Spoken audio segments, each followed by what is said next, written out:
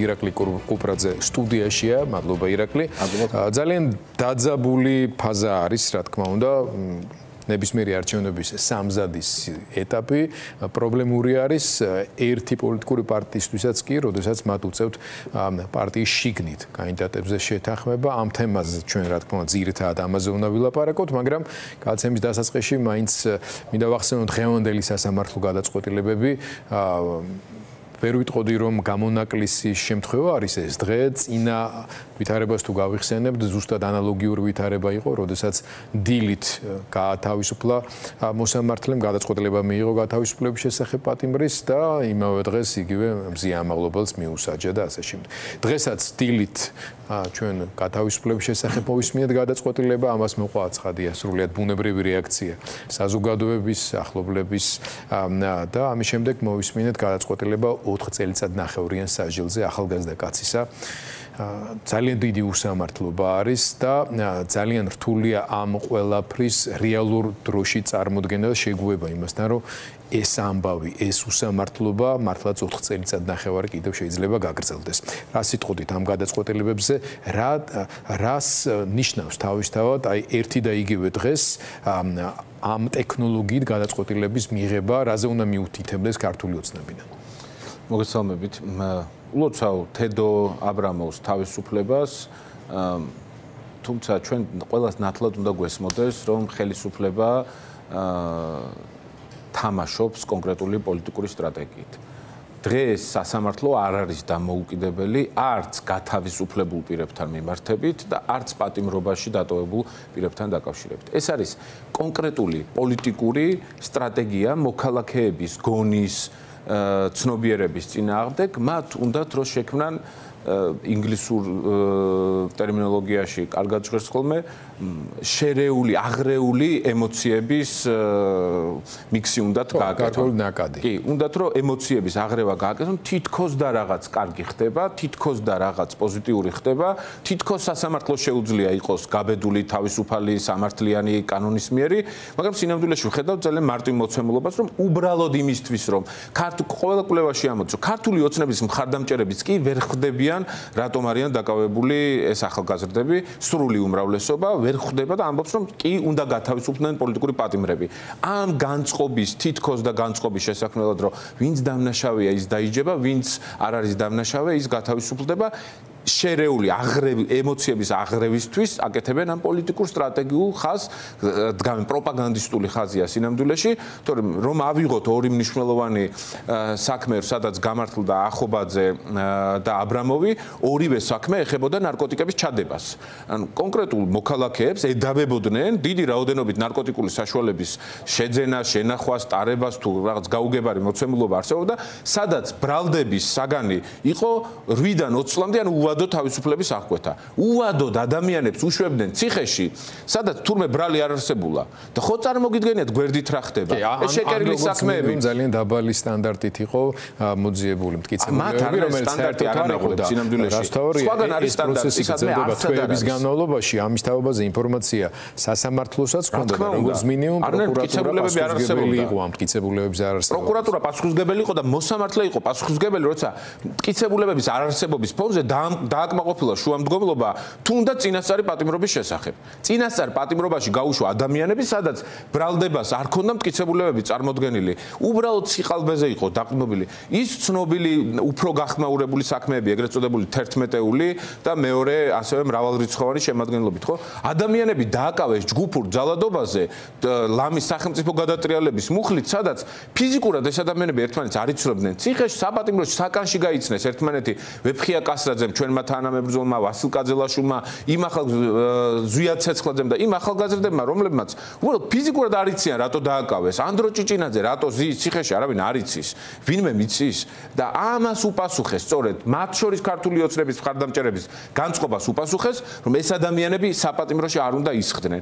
თუმცა რა თქმა უნდა, ბოლომდე დახევის, უკან დახევის შესაძლებლობა არ ჰქონდათ და შემოიტანეს ეს ეგრეთ წოდებული შერეული, აღრეული ემოციების სტრატეგია. თუმცა აქაც მე მგონია, რომ ძალიან კონკრეტულ სტრატეგიას მიყვებიან, ამაზე მეტყველებს გამოხმაურება ქართული ოცნების პოლიტიკური ლიდერების მხრიდან, აი პაპუაშვილმა გააკეთა განცხადება, არც ერთი სიტყვა არ თქვა პირველ შემთხვევაზე, როდესაც სასამართლომ აღიარა, რომ მტკიცებულებების არარსეობის პირობებში 8 თვის განმავლობაში ყავდათ ადამიანი და იმის შემდეგ გაათავისუფლეს.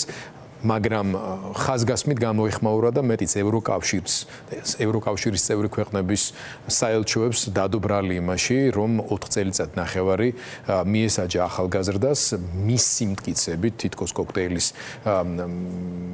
მოლოტოვის კოქტეილის დამზადებისა თუ გამოყენების გამო, რომლის თაობას ზარნაირი მტკიცებულებები საქმეში არ იყო, ამას რო საერთოდ თავი დავანებოთ, მაგრამ აშკარა მინიშნება არის იმაზე, რომ კი ეს ნარკოტიკებთან დაკავშირებით გარკვეული ამოცანისთვის დაჭირდა და ამიტომ გამოუშვა არ არის პრობლემა, მაგრამ ვინც ოდნავ მაინც რაიმე ფორმით მონაწილეობს აქტიური ფორმით საპროტესტო აქციაში, ისინი ასე დაიჯებიან.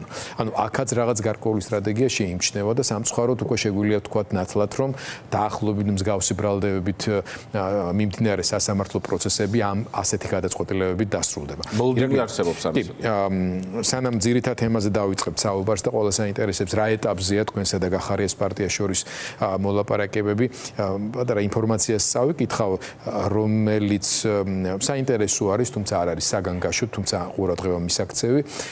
ერთ-ერთი ნაციონალური მოძრაობის პრესამსახურის წარმომადგენელი აქვეყნებს ცნობას იმის თაობაზე, რომ მოგეხსენებათ ბატონი ლევან ხაბეიშვილი სამტრედიაში იმყოფებოდა დღეს გარკვეული შეხვედრებიც იყო ჩვენც გქონდა ჩართვა ირაკლი კიკნაველიძესთან გადაცემაში კომენტარში და ამის შემდეგ პირდაპირ წავიკითხავ როგორც წერია სამტრედიაში მოსახლეობასთან შეხვედრების შემდეგ იქიდან წამოსულებს რიკოძე გზაში ავტომობილს ცეცხლი გაუჩნდა 1 წუთით და ჰაერში ავიწეოდით ღმერთით ბედად მძღოლებმა მიგვახვედრეს რომ ავტომობილს ცეცხლი ეკიდა ყველა უნებელი და მშვიდობიანად ვართ. მადლობა უფალს წელს ამ შემთხვევაში ერთიანი ნაციონალური მოძრაობის პრესამსახურის წარმომადგენელია მაკუნა ჟვანია. ეს ინფორმაცია მხოლოდ ინფორმაციისთვის გაგაცანით, პირველ რიგში იმისთვის რომ ვიცოდეთ რომ არავინ დაზიანებულა ასე ვთქვათ, მაგრამ ფაქტია რომ მანქანას ცეცხლი გაუჩნდა და აშკარად ძალიან საშიში ვითარება შეიქმნა იქიდან გამომდინარე თუ რა როლსაც ასრულებს ლევან ხაბეიშვილი თავისი აქტიურობით გაბედულებით შემართებით დაპირისპირების ხარისხით. რა თქმა უნდა ეს ძალიან ანგარიშგასაწევი ფაქტია. არ ვიცი, ალბათ შესაბამისად პატრული იქნა უკვე გამოძახებული და დარწმუნებული ვარ, რომ თავადაც მაქსიმალურად ეცდებიან შეისწავლონ გამომწვევი მიზეზები. ეს იყო უბრალოდ ტექნიკური გაუმართავობის ბრალი ავტომობილის თუ შეიძლება სხვა რამესთანაც იყოს საქმე. რას თავარია ჩვენ ვიცით, რომ ეს ინციდენტი დამთავრდა მშვიდობიანად, მანქანაში მსხდომი პირები არ დაზიანებულან და უფრო მეც თუ მოხდება ამ ინფორმაციის განახლება სხვადასხვა ფორმით მე ამ ინფორმაციას თქვენ მოგაწვით. ირაკლი, რაც შეეხება ახლა უშუალოდ თვითმმართველობის არჩევნებს, რაც შეეხება თქვენს მონაწილეობას, ფორმას უკვე აგვისტოს შუა წელი გადადგა, ასე ვთქვათ და საარჩევნო კამპანია დაწყებული გაქვთ, ჩვენ ყველანი ვხედავთ, ვაშუქებთ, სხვადასხვა ადგილას დღეს წყალტუბოდანაც იყო ჩართვა თქვენი პარტიის წარმომადგენლის თბილისში აქტიურობა აშკარად შეიმჩნევა თქვენი წარმომადგენელი ჩერქეზიშვილი, ალეკველისაშვილის სხვების და სხვების. გასაგებია რა თემატიკა წამოვიდა წინა პლანზე, პირველ რიგში ეს უკავშირდება ადგილობრივ ინფრასტრუქტურას, პრობლემებს და ასე შემდეგ, მაგრამ რა თქმა უნდა, კამპანია მთელი ძალით ვერ ჩაერთვება თუ არ გამოიკვეთება კანდიდატები. პირველ რიგში თბილისის მერობის კანდიდატების და 64 მუნიციპალიტეტის ასე ვთქვათ. ჩვენ ვიცით რომ თქვენსა და გახარიას პარტიას შორის მოლაპარაკებები ბოლო ფაზაშია უკვე. მოაღწია ინფორმაცია იმის თაობაზე რომ მომავალ კვირას აპირებთ კამპანიის პრეზენტაციას და დაწყებას და ლოგიკურად ეს ისე ვერ მოხდება თუ მანამდე კანდიდატებზე ვერ ჩამოყალიბდებით. ასევე გარკვეული მიმანიშნებელი ინფორმაცია უკავშირდებოდა თქვენი და ბერდიას ეჭინავას ერთობლივ სტუმრობას ბერლინში სადაც შეხვდით გიორგი გახარიას.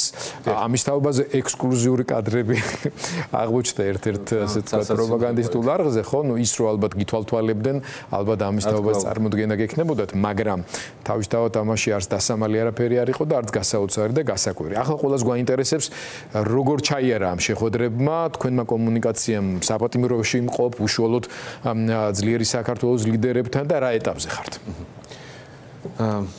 სულად გასაგები ფაქტორია ის, რომ ჩვენ მქონდა ბერლინში შეხვედრა, მე შევხვდი გიორგი კახარიას იმისთვის, რომ როცა მსგავსად მნიშვნელოვანი საკითხების მოლაპარაკებების პროცესი მიმდინარეობს, უშუალო პერსონალური კომუნიკაცია არის გადამწყვეტად საჭირო და ღირებული ამ პროცესში. სანამ უვიზო მიმოსვლა ჯერ კიდევ გვაქვს და ქართული ოცნების და ივანიშვილის ბრალეულობით ეს უვიზო მიმოსვლა არ გაუქმებიათ, მარტივად შეგიძლია ჩასხდეთ თვითმფრინავში და გაფრინდეთ ბერლინში. სანამ უვიზო მიმოსვლა გვაქვს, ისევ ამბობ, იმიტომ რომელიც შეიძლება ძალიან მალე დავკარგოთ ივანიშვილის ბრალეულობით.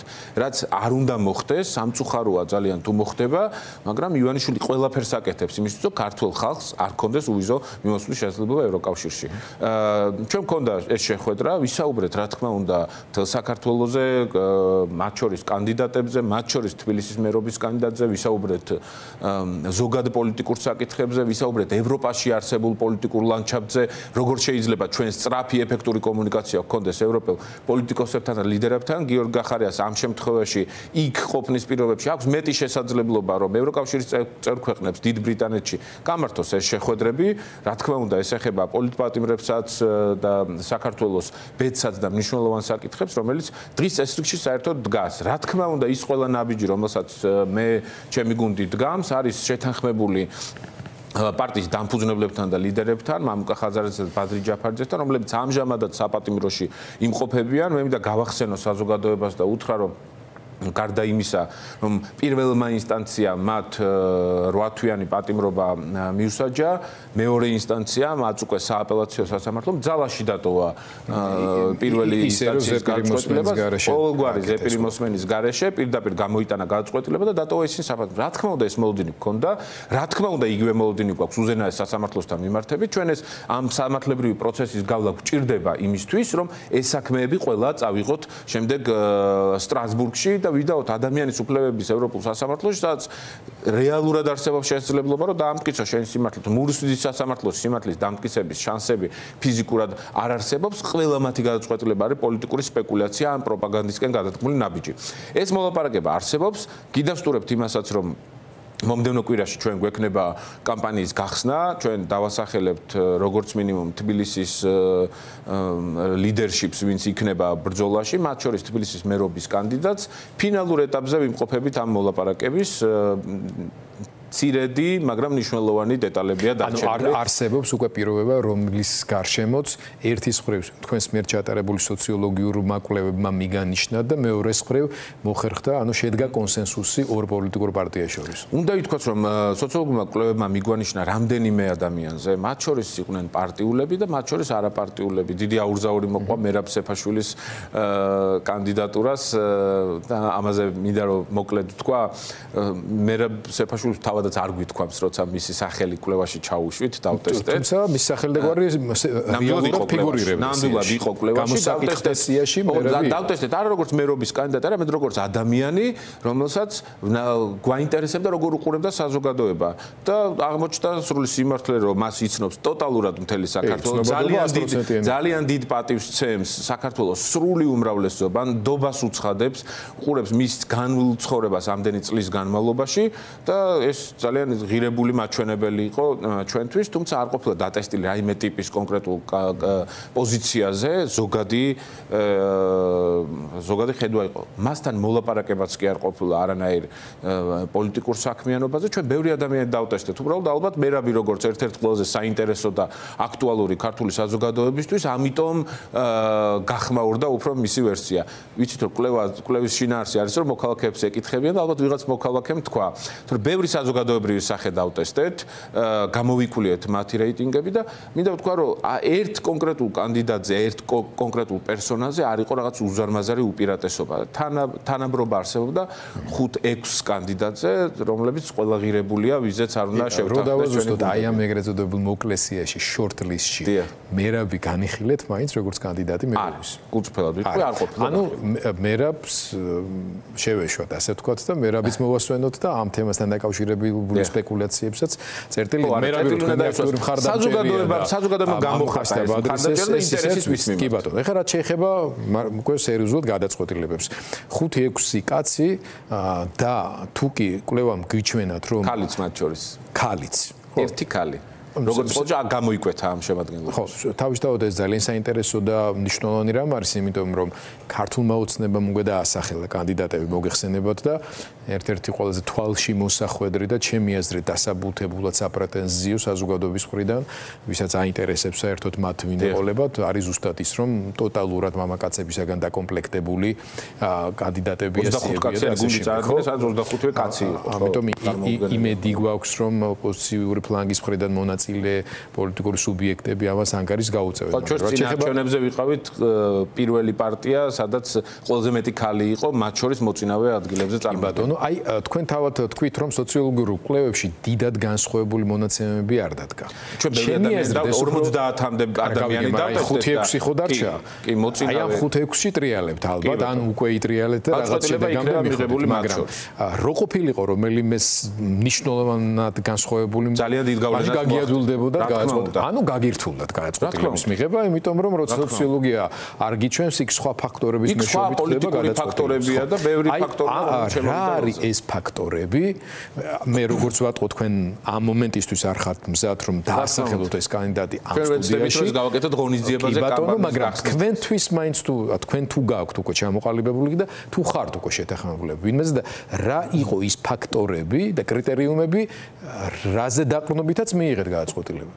ჯერ საბოლოო გადაწყვეტილების ფორმა შეიძლება ითქვას, რომ არსებობს, იმიტომ რომ ჩვენ გვინდა წარმოვადგინოთ არა მხოლოდ კონკრეტული პერსონა, არამედ იდეა, შინაარსი, გუნდი და კონკრეტული რაღაცა სტრუქტურა, სურათი, რომელიც მოქალაქეებს დაანახებს არა მხოლოდ ერთ ადამიანს, არამედ შესაძლებლობას, შანსს მათ შორის არჩევნების შედეგზე გავლენის მოხდენის.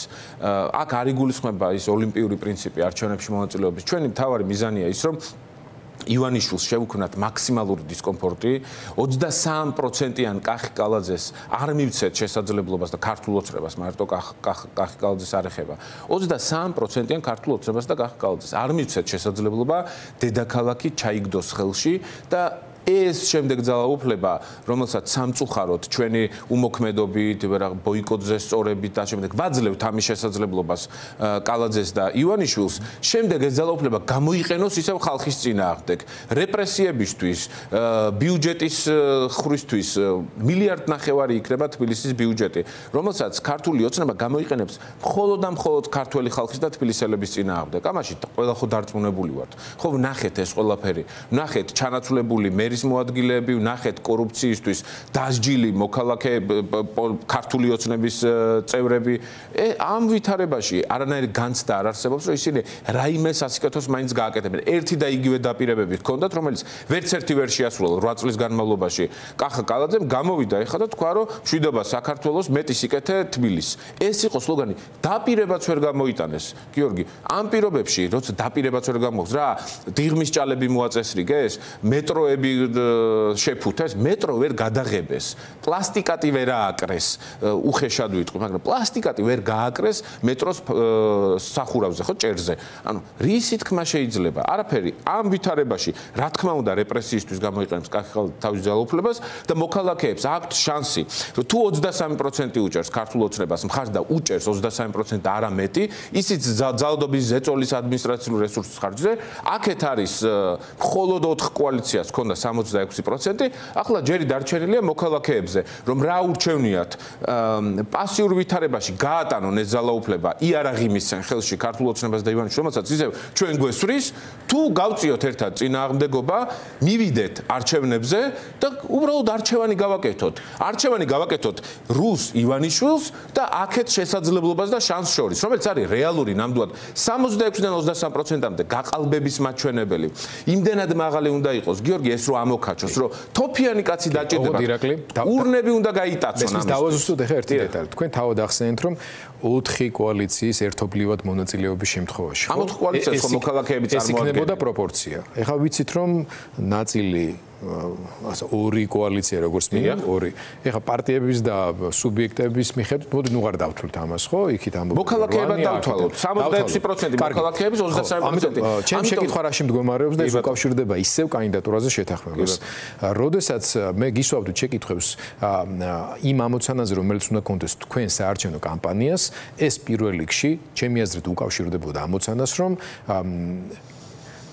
პირველ რიგში თქვენი ტრადიციული მხარდამჭერების მოტივირება მოგეხდინათ, იმიტომ რომ მაგაც იყო პრობლემა, ხო? ნაწილი აპირებდა არჩევნებზე წასვლას, ნაწილი სკეპტიკურად იყო განწყობილი და იმისთვის რომ ეს შედეგი კიდევ უფრო მეტად გაგეზარდათ, მნიშვნელოვანი არის არჩევნებში არ მონაწილე სუბიექტი, მხარდამჭერი, კრიტიკულად განწყობილი ადამიანებისთვის გაგეჩინათ мотивация, რომ მათი ნაწილი მაინც მოსულიყო იმისთვის, რომ 60 თუ არა რაღაცა მნიშვნელოვანი გადმოდინება მოხდარიყო, ხო? აქედან გამოდიოდა თქვენი საუბრების ლოგიკა, ამბობდით რომ უნდა შევარჩიოთ ისეთი კანდიდატი, რომელიც იქნება არაპარტიული, არაპოლიტიკური, არაპარტიული და რომელიც შეძლებდა კონსოლიდირებას და მოზიდვას აი ამ ტიპის ხმებისას. მე როცა გეკითხებით რა არის ფაქტორები და ის კრიტერიუმები რის მიხედვითაც თქვენ და გახარია იღებთ ამ გადაწყვეტილებას ეს კვლავ დარჩა მთავარ ამოცანად და ესეთი ტიპები შეარჩიეთ ესეთი ტიპი ესეთი ფიგურა თბილისის მერობისთვის ქუთაისის მერობისთვის ბათუმის მერობისთვის სხვა შორის მარტო თბილისის არ მინდა რომ თქვათ სხვა ქალაქებიც და არანაკლებად მნიშვნელოვანი თელავი გორი თბილისში ასეთი კანდიდატი შეარჩიეთ პალიტრა ჯერჯერობით არსებობს ეგრეთ წოდებული შორტლისტი სადაც არიან პარტიული და არაპარტიული მიღებული არ გააქვს შეიძლება ითქვას რომ ჯერჯერობით დადასტურებული ეს ყველაფერი არ არის რამდენიმე ადამიანის შორის აკეთებთ არჩევანს რამდენიმე ადამიანის შორის ვაკეთებთ არჩევანს მომავალ კვირას უკვე გაქვთ მომდევნო კვირას გარდაულად ჩვენ წარვადგენთ გუნდს და მათ შორის თბილისის მერობის კანდიდატს შემდეგ უკვე კამპანია დაიძვრება გაგრძელდება თბილისის კამპანია ტრადიციულად თბილისის ქუჩებში კარდაკარ კამპანიით კონკრეტული საკითხების შემოტანით და ეს კამპანია გადაინაცვლებს დიდ ქალაქებში, სადაც უკვე წარდგება ქუთაისის, ზუგდიდის, ბათუმის და ლელოს სიმპათია საით უფრო იხლება თბილისში პარტიული კანდიდატისკენ, მაგალითად იყო დასახელებული ალეკ ველისაშვილის ვერსიას მაგალითად. ერთ-ერთი რა თქმა უნდა, გახარიების მხრიდან იყო ბატონი შარაშიძის კანდიდატურა. ან პარტიულებისკენ მიდიხართ მაინც? შესაძლოა ეს იყოს პარტიული კანდიდატი, შესაძლოა ეს იყოს პარტიული კანდიდატი, შეიძლება იყოს არაპარტიული კანდიდატი.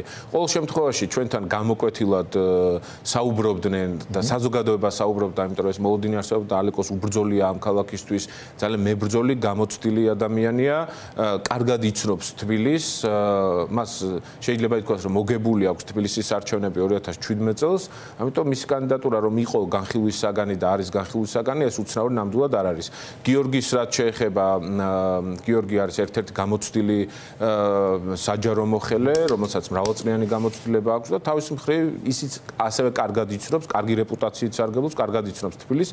ამიტომ ორივე კანდიდატი, რომელიც განხილვის საგანი გახდა, ოღონდ უნდა ითქვას გიორგი ბულწრფელს, საზოგადოების მხრიდან გახდა განხილვის საგანი, იმიტომ რომ ჩვენ ღიად არ გვისაუბრია ესე კანდიდატებზე არც ერთ შემთხვევაში. ხო, მაგრამ ამ შემთხვევაში პარტიული კანდიდატის დასახელება გინდა ლელოს მხრიდან გინდა რამდენად შეუწყობს ხელს იმ ელექტორალურ ამოცანას, კამპანიურ ამოცანას, რომელიც შეგიქმნათ სპეციფიურად ვითარებამ, როცა ჯერ ეს ერთი ორივე პარტიის ამომრჩეველი უნდა მოტივირდეს ამისთვის და როცა ერთი პარტიიდან ეს ყოველთვის შექმნის რაღაც პრობლემას და მეორეს მხრივ ამ ადამიანმა უნდა ასე ვთქვათ შეუქმნას გარკვეული მიზიდულობის მუხტი უნდა გაუჩინოს სხვა ოპოზიციური პარტიების იმ ადამიანებს რომლებიც უმცირესობაში იყვნენ თავიანთ პარტიებში, ვინც აპირებდნენ არჩევნებზე წასვლას.